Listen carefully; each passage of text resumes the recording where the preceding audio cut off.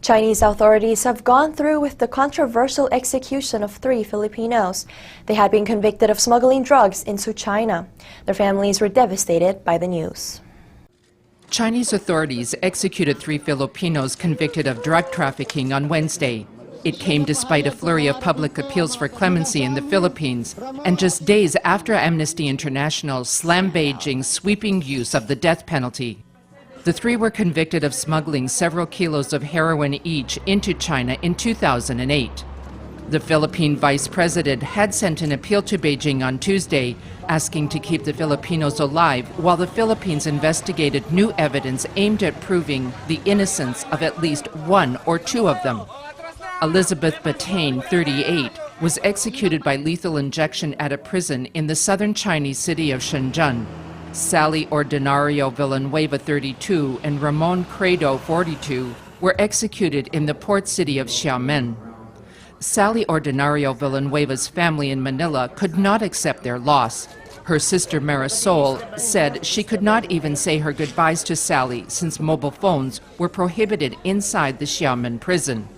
Their plan was to let the family members in the Philippines, including Sally's 2 children, to say their last farewells.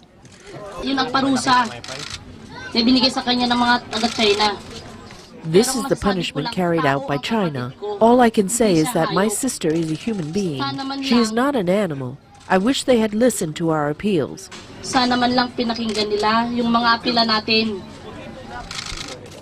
Members of Migrante International, which campaigns for overseas workers' rights, visited the family home on Wednesday, expressing their condemnation of the execution. Natatakot kami.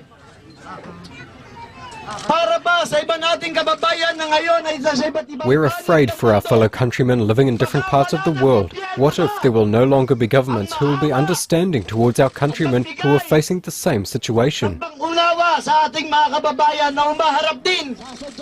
The 3 Filipinos were initially scheduled to be executed last February, but Chinese authorities delayed the execution after the Philippine vice president traveled to Beijing to make an appeal.